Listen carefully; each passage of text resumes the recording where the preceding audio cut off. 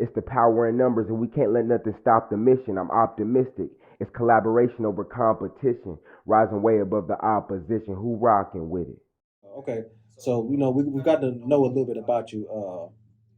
But I want to talk about the different businesses that you do have. I feel like one thing with our generation, one thing we understand real well is that one income stream it ain't gonna get the job done. I I think that mean, did get your head above water a little bit, yeah, yeah, but if that's what you want. yeah, But I think our generation, we understand it's a must to have multiple income streams if we want to reach financial freedom. So, I want to touch on why it's so important for us to have more than one income stream, and then if you can kind of give us a rundown of the business you have or the business that you're involved in after you're done with that. man, I think everybody got to feel a little bit of the reasoning of why we should have more than one income stream. You know, when COVID hit, man, I think it created a lot of. I wouldn't say it created a lot of hustlers. It brought out a lot of hustling people. Facts. You know what I mean? There was some people that I used to talk to that were so dedicated to their jobs. You know, so dedicated. Facts. But when that hit, you know what I mean? It bring out a monster in you. You got to do what you got to do. You got to feed your family. You got to, I mean, you got to put food on the table. Exactly. You know, so it was, and I'm not even talking about just males. I'm talking about some females. You know what I mean? My daughter's mom, for one, I seen the hustle come out of her. I was like, oh, snaps. But, it was a good thing to see that coming out of people. So with that, I mean, the first company I started, of course, like we said, was my Haters company. Okay. You know what I mean? I started that, and then, with that and everybody seeing my hustle with that, it led me to become a part of other great ventures, such as, a liquor company. I was able to help with that tequila company based out of Dallas. Okay. And then also being a recruit and a slash runner for a lot of sports agencies. Okay. You know what I mean? That used to keep me a little extra income in the pocket and things like that. But I also was always doing my own thing because I was also at the car lot always. Okay.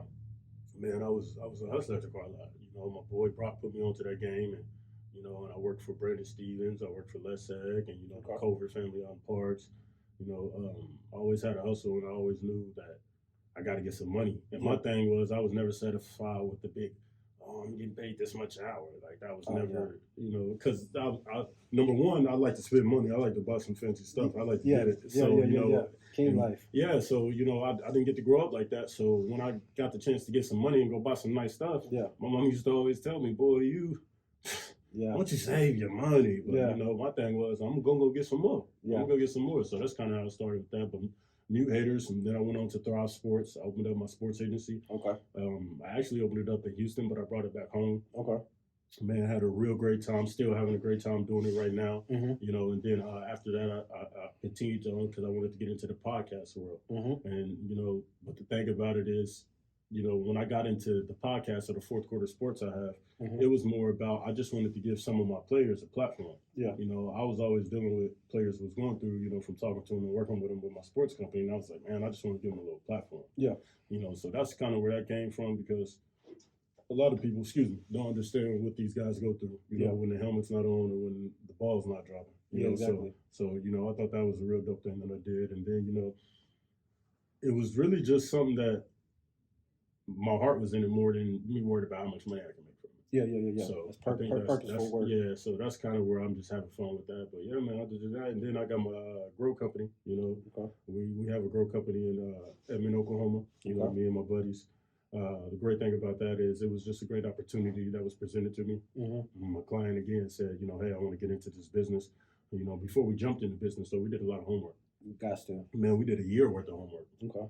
So, we actually went out to LA, met with Al Harrington, the head honcho, in the cannabis industry. Yes, sir. Doing big things. Oh, man. Great mentor. Viola. Exactly. Viola Brand is a great guy that I've been able to get mentored from. And, again, just another blessing that's filling my lap. So, we've been running off of Spiderweb LLC down in Oklahoma and having a great time with it. Okay. Well, congratulations on that, man.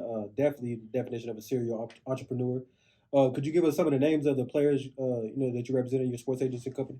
Yes, sir. I would like to first start off with my boy, VW Webb. He's a ninth year vet right now, still in the game. And then, I also got John Brown. Okay. John Brown again, another ninth year vet guy, having a real good time. Sylvester Williams, a Super Bowl winner, Super Bowl 50 with the Broncos, and then, I was able to blessed and have more guys, such as I used to represent Kyle Wilson, a Wichita Dog, a Savage, a guy like him, man. It was, I just hate the politics of the game because you see some great guys being, not handled right due to the politics of the game. So, Exactly. Terrence Williams, Dallas Cowboys, Mm-hmm.